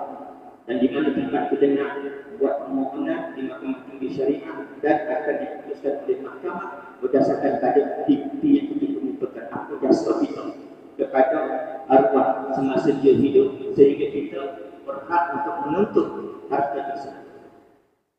Tak lama lepas tu mak ayah datang jumpa dengan menantu ni, kata contohlah namanya Minah. Rumah arwah ini kalau ikutkan ada bahagian ayah, ada bahagian mak. Tapi mak ayah serahkan bahagian kami untuk kamu. Ini roh faraid. Roh yang mana tujuannya untuk mengeratkan hubungan silaturahmi. Kita rasa kita waris. Dalam faraid wajib kamu dan faham, bukan wajib terima. Tak ada orang kasar dekat pisau lain untuk mengambil harta untuk harta. Terima itu bukan wajib, tetapi yang dikatakan wajib pelaksanaan faraid itu adalah tahu dan faham. Kerana apa Islam ini mudah, tetapi jangan ambil mudah dalam urusan faraid. Tahu dan faham itu menjadi kewajiban supaya apa? Timbul rasa redha bagi waris yang nak lepaskan haknya. Oh, bahagian aku banyak ni. Kalau ikut nilainya cuma RM1,000 tak apalah, bagilah dekat waris tapi tak nak. Baru timbul redha sebab dia tahu dan faham. Jadi menantu ni tadi pada asal dia pasal buruk tak mak yang dia rasa seronok. Sebab apa? Dia boleh tinggal dekat rumah tu dan rumah tu menjadi milik dia sebagai waris yang mulia. Kita apabila kita ingkar dengan perintah faraid sehingga berlakunya hubungan yang tidak baik sesama waris, terutama di kalangan adik-beradik kita kena ingat bila berlaku sedemikian, masing-masing mengatakan hak aku patut dapat lebih, aku jaga aku ayah 5 tahun umur, patut aku dapat lebih. Yang ni pula berhujah sekian. Masing-masing menegakkan hak masing-masing sehingga berlakunya pertelingkahan dan putusnya hubungan silaturahim. Hati-hati. Kerana orang demikian ini di antara tanda-tanda ahli neraka yang berjalan di atas bumi. Apa dalil? Surah An-Nisa ayat yang ke-14. Wa may ya'sillaha wa rasulahu wa yata'adda hududahu yudkhilhu naran khalidan fiha wa lahu 'adzab. Barang siapa yang ingkar, yang melampaui batas, maka akan dimasukkan oleh Allah ke dalam neraka. Kekal ia di dalamnya dan baginya azab yang menghinakan. Dia telah melakukan 3 dosa sekaligus. Apa dia? Pertama, dia telah ingkar dengan Allah. Kerana perintah faraid ini adalah wajib, bukan pilihan, tetapi kewajiban. Kalau katanya Ustaz, faraid ini pilihan kenapa? Kedua atau ketiga, tak, bukan pilihan, kewajiban. Depan Ustaz, tahu dulu bahagian, faham dulu bahagian faraid. Selepas itu, nak taharus, nak bagi sama orang tua apa, tak nak bahagian dia apa, tak ada masalah. Bila cukup, dia punya syarat-syarat taharus. Di kalangan ahli waris, bukanlah akil balik. Di kalangan ahli waris tahu dan faham bahagian masing-masing mengikut ketetapan faraid. Kemudian redha di kalangan ahli waris nak lepaskan hak dia kepada waris yang lain dengan redha diri, bukan kerana paksa.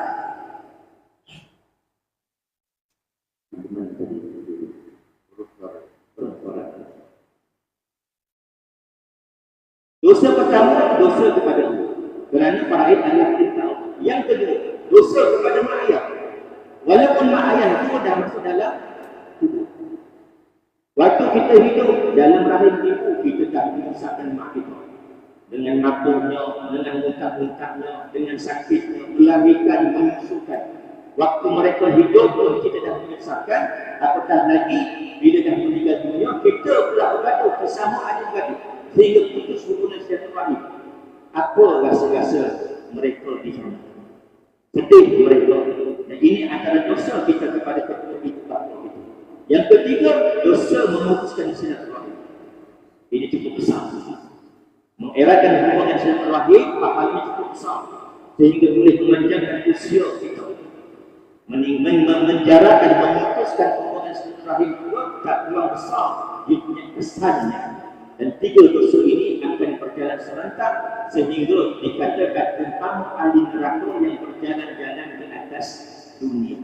Kita rasa makan hak batin ini, makan hak batin bagi kes-kes yang besar saja, merompak, mencuri. Bahkan kata ulama mengambil hak dari waris-waris yang lain dalam faraid juga termasuk dalam memakan harta secara batin. Kullu lahmin nabata min haramin fannar awla. Tiap-tiap daging yang masuk dalam tubuh badan kita dari sumber yang haram, fannar awla, kata Nabi sallallahu alaihi wasallam. Saya tak kena duit itu untuk makan, saya kena untuk bayar duit. Sama juga. Sama juga, jangan ingat yang di darah daging baru masuk neraka tak. Dia guna untuk bayar duit api, dia guna untuk bayar duit air, untuk telefon, untuk bayar duit motor, duit kereta. Termasuk juga dalam makan harta batin. Wallahu a'lam. Alhamdulillah. Alhamdulillah Rabbil Alamin. Alhamdulillah. Terima kasih kepada Ustaz Ridwan kita. Saya dah kenal Ustaz dulu. Jadi secara ringkas dia tuan-tuan nampak, roh ini sebenarnya, roh faraid ini sebenarnya Allah minta kita dengan sebab faraid ini kita berkasih sayang tuan-tuan. Bukan faraid ibu ni bukan sebab nak suruh kita panas, bergaduh, berkelahi, bukan. Sebab untuk berkasih sayang, ringkasnya untuk berkasih sayang. Tapi kali ini kita dengan sebab faraid ini kita bergaduh antara satu sama lain dan sebagainya. Betul, satu kisah. Nanti saya pula ahli tengok. Sebelum kita masuk pusingan yang ketiga. Tuan-tuan ada soalan ya? Tuan-tuan ada soalan ya? Okey, baik. Kisah ni kisah benar juga tuan-tuan. Yang saya nak sebut, ni ruh faraid yang Islam ajar ni. Kisah ni betul-betul berlaku di Kuala Lumpur. Di mana dia sepasang suami isteri, dia berpisah tuan-tuan. Berpisah, tapi ada anak seorang yang ditinggalkan. Jadi anak ni duduk dengan ibu dia. Suatu hari tuan-tuan, ayah dia memang tak ambil peduli langsung tentang anak dia, memang tak ambil tahu langsung tentang anak dia, tak ambil tahu. Sepanjang dia hidup tu tuan-tuan, tak ambil tahu langsung. Jadi ayah dia ni telah berkahwin dengan perempuan lain, ada kehidupan dia. Ditakdirkan Allah Ta'ala, anak tadi meninggal dunia. Dia dah bersolat anak meninggal dunia. Dia jadi jutawan, kaya tuan-tuan. Harta yang tinggalkan berjuta ringgit. Kemudian bila berlaku kematian, kita kena siasatlah ahli waris tu. Rupanya ayah dia masih lagi hidup. Dan tadi kita belajar kan, ayah dia hak tak? Ada hak. Sebab dia waris hutang. Jadi anak tadi, dia dah ada anak-anak dia. So dia ada keluarga di sini. So maknanya cucu lah. Dia ada tok dia. Jadi anak ni, dia kata, boleh tak Ustaz, kita tak nak bagi pada tok kita. Dia tahu tok kita ni masih lagi hidup. Kita tak nak bagi pada tok kita. Sebab sepanjang hidup, dia tak pernah pun datang jenguk kami, cucu-cucu dia. Pernah tak? Jadi, kita ahli faraid itu, presiden yang selesaikan masalah. Dia tak boleh. Itu adalah nasib mafruḍah, hak yang telah diwajibkan oleh Allah Ta'ala.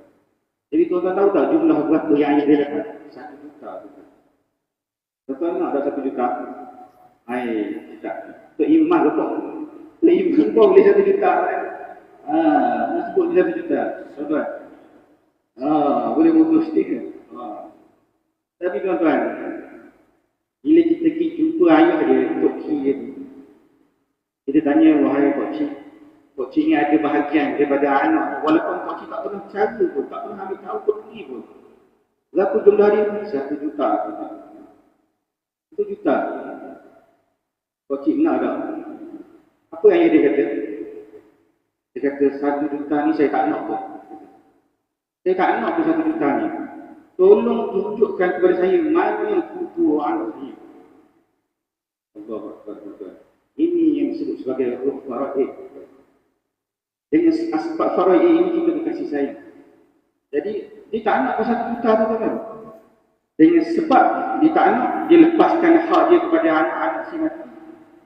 Maka dia silaturahmi itu terhubung semula. Allah Akbar, cantik. Ini yang sebenarnya yang kami kebutuhan doa faraid nak bawa kepada masyarakat kita. Ruh faraid ini yang kita nak faraid ini berkasih sayang bukan sebab kelagi kan. Harta ni tak terbahaya pun kita. Sebab kita nak sambung hubungan silaturahim, kita nak adik-adik kita menjadi baik, kamu menjadi baik dan sebagainya. Okay. Alhamdulillah kita dah selesai untuk kursus yang kedua. Saya nak minta tuan-tuan kalau ada soalan untuk kursus yang ketiga kita ada lebih kurang 9 minit lagi sebelum 8.30 kali ikut jadual lagi. Saya pasti daripada raut wajah tuan-tuan ni memang ada soalan ni. Banyak ni saya tengok sorang-sorang macam tangan kita ada mic ke? Ada mic tak? Boleh dengar? Okey, boleh dengar. Okey, sila. Waalaikumsalam warahmatullahi wabarakatuh.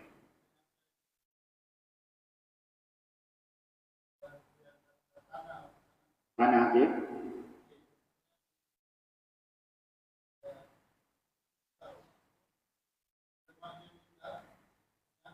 Macam mana? Sila? Tak dengar. Kenapa?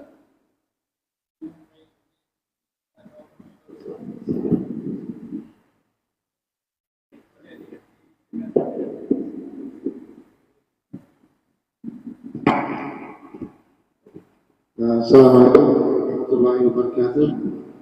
Soalan saya adalah berkenaan dengan pembagian harta, yaitu di mana sepupu saya ini mak dia telah meninggal dan meninggalkan macam kurang 8 hektar tanah, dan tanah itu adalah atas nama mak dia.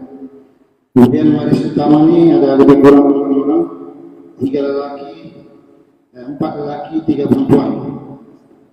Dan ada 1 anak yang dipelihara perempuan.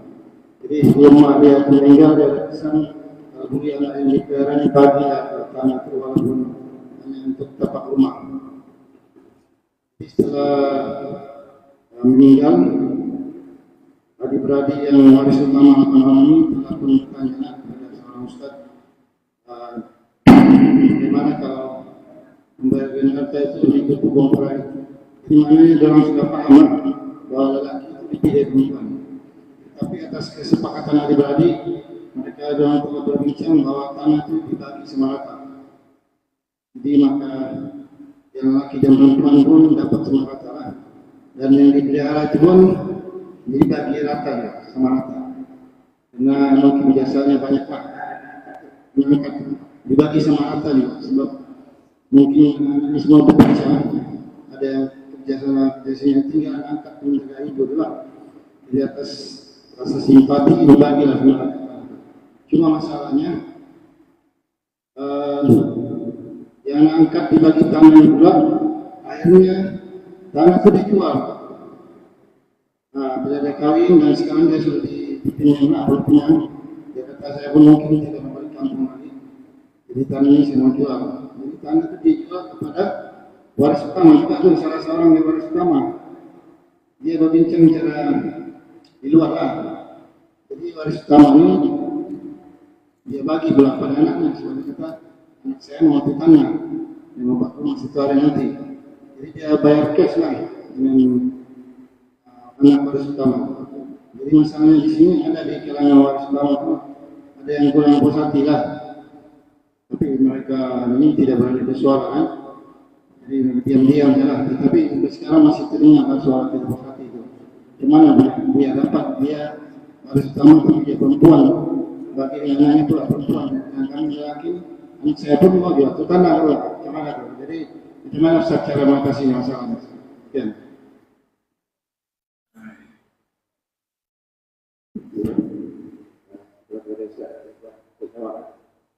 Soalan saya. Bismillahirrahmanirrahim. Mungkin saya ringkas saya. Ringkas. Ini bermakna dalam ilmu faraid ada satu bab diberi nama tafarruj. Tafarruj maknanya akan melepaskan hak. Sama ada sebahagian akan semuanya. Sama ada dengan timbal balik atau tanpa timbal balik. Contoh, ada 3 ikatan dan masing-masing kurang sama nilai sama. Dan ada 2 orang waris, seorang lelaki dan seorang perempuan. Mengikut faraid, lelaki berbahagian, perempuan satu bahagian. Bermakna lelaki sepatutnya berhak mendapat 2 ekor dan perempuan berhak mendapat 1 ekor. Nisbah 2 lelaki, 1 perempuan. Tetapi kata yang lelaki dia nak melepaskan haknya supaya apa? Supaya sama rata. Boleh ataupun tidak.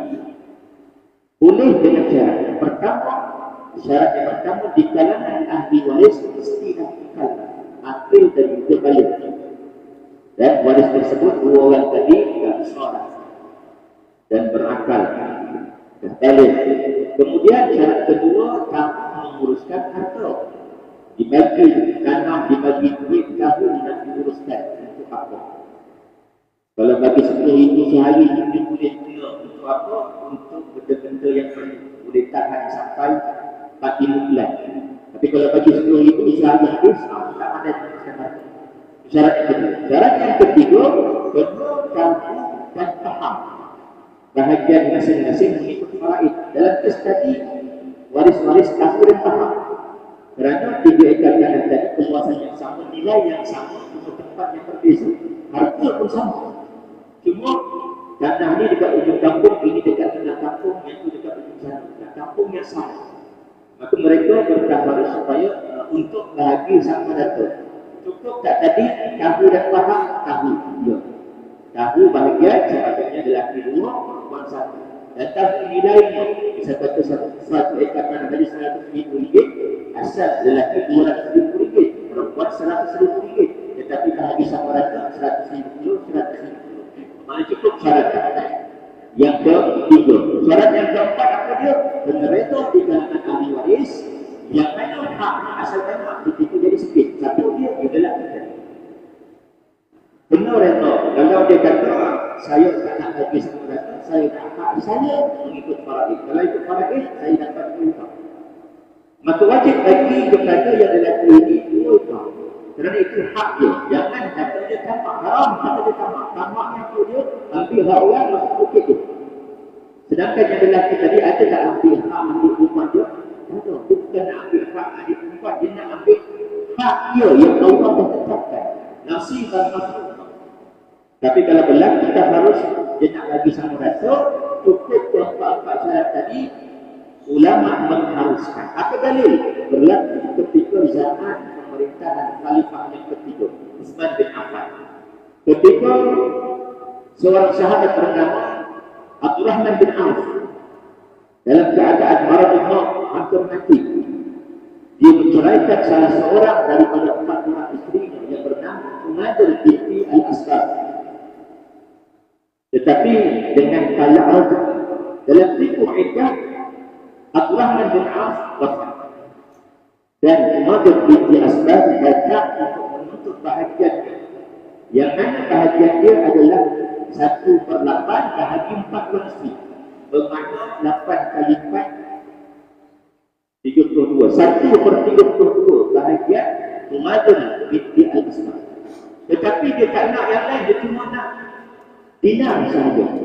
Dan dia minta 83,000 dinar menggantikan harta-harta yang lain. Ini juga termasuk dalam taharus, melepaskan hak harta-harta yang lain, cuma nak yang ini sahaja, 83,000 ringgit. Dan berlaku pada zaman Khalifah Sayyidina Utsman bin Affan. Dan sehingga hari ini diharuskan untuk bertaharus dengan 4 syarat. Banyak berlaku di kalangan masyarakat kita, bahagi sama rata, akil kalian ikut, kamu menguruskan ikut. Tapi yang ketiga di pendapat standar. Apa dia? Tahu dan faham. Tahu saja belum cukup syarat. Ada orang datang, cakap saya tak nak bagian saya Ustaz. Bagian saya kira-kira 1/16 sahaja. Tak apalah, tak banyak pun.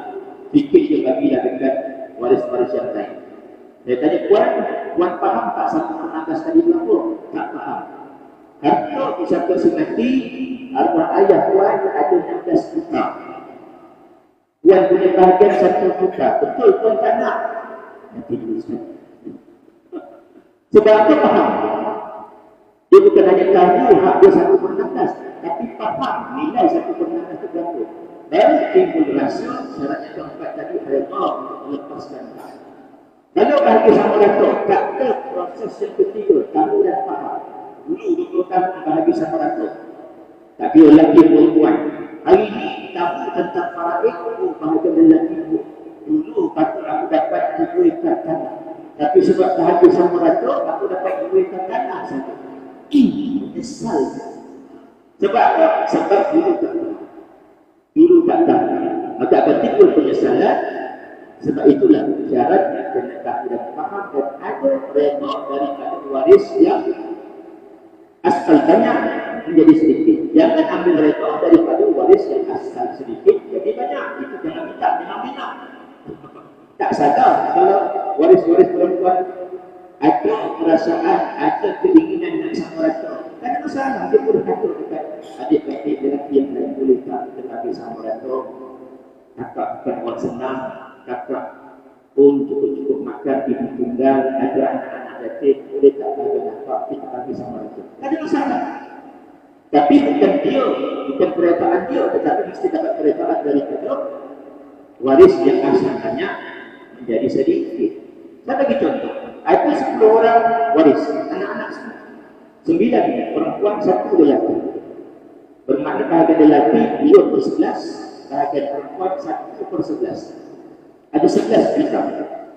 Bermakna lelaki akan dapat 2 juta, perempuan akan dapat 1 juta. Yang lelaki juga bisa.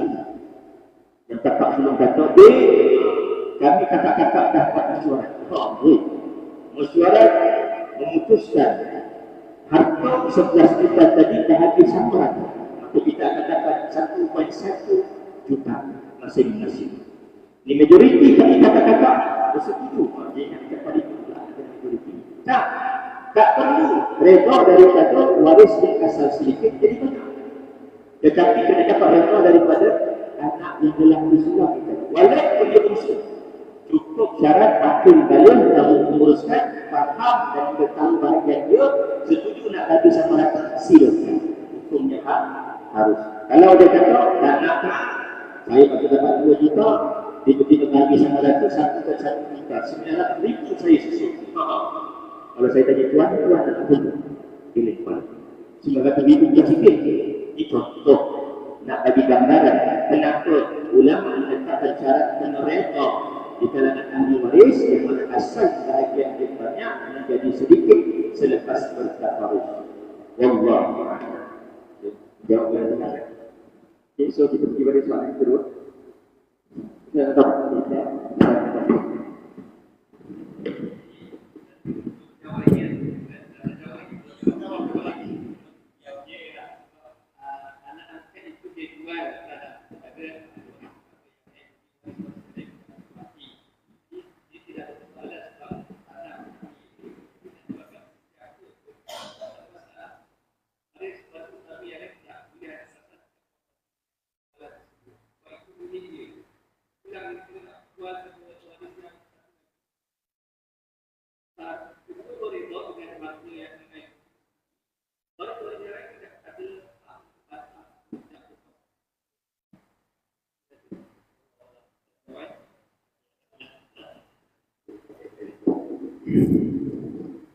Assalamualaikum para pendengar yang saya hormati dan yang terlebih dahulu saya kenalkan diri saya Muiz bin Dulim. Saya ada permasalahan satu dan yang kedua ingin share tentang ini hukum private. Waktu saya kerja dulu selalu perkara ini pelanggan bedakan sebab waktu dulu saya kerja bagian perumahan dan itu termasuk taklahan rumah. Jadi kami terdedah dengan apa ini hukum-hukum lain ini, tapi sekarang saya sudah bisa lupa saya. Tapi saya masih ingat. Di sini saya ingin ingat apa yang telah dikongsikan dulu. Artanya ada dua kan, fixed sama yang current sekian, yang semasa tunai dan tetap itu macam saudara si Haji Kamil ini rumah. Jadi di situ kalau rumah sebelum kita peruntukan rumah itu sama orang, kita tanya ada satu orang. Ya, tapi memanglah jelas cakap tentang hukum lain, memang sejak Al-Quran memang ada, tapi jarang-jarang orang ambil. Jadi di situ bila kita tanya waris yang terdekat, tapi ini melalui hukum syariah. Waris yang terdekat bila suami yang diperuntukkan di rumah yang mesti senaraikan dahulu orang rumah dan istri itu warisnya terdekat, yang paling dekat. Okay? Jadi andai kata misalnya, bila yang tuan punya nama yang didapat rumah itu, habis bayar pun sudah habis, dia tiada rumah, dia tiada. So otomatis yang istri itu nama dia dengan syarat pergi jabatan tanah, tunjukkan yang sijil kematian. Di situ dia layak sebagai bertakbir atas suaminya. Saya bercakap dengan suami, istri dan anak-anak, bukan bapak, ibu dan anak-anak. Itu banyak dibalik-balik. Suami, istri dan anak-anak. Di situ otomatis yang istri itu dia berhak ambil anak tahun dengan syarat kes itu disebut di mahkamah syariah dia sebagai bertakbir. Baru wujud anak-anak, anak kiri tidak ada, anak-anak saja yang meninggal. Jadi kepulang sama dia kasih ganding istri, ganding plus anak tua, selesai. Andai kata istri tiada, di situ timbul cerai. Anak-anak ini enggak ini kan, ada yang bercakap begini bisnis. Itu sangat tidak begitu sulit lah kan. Kalau ada 2 orang anak, 3 orang anak, dia orang pergi jabatan syariah, siapa yang ketua pentadbir, ada kakak atau abang, selesai. Jadi satu persoalan saya itu yang soalan saya, ini uang tunai, misalnya di KDBS ya kan, kita sudah bikin penamaan di sana, 50% istri, 25 2 orang anak, 25 rumah. Jadi kita wujud hukum syariat bila tidak punya simpanan tidak ada. Oke, terima kasih. Nah.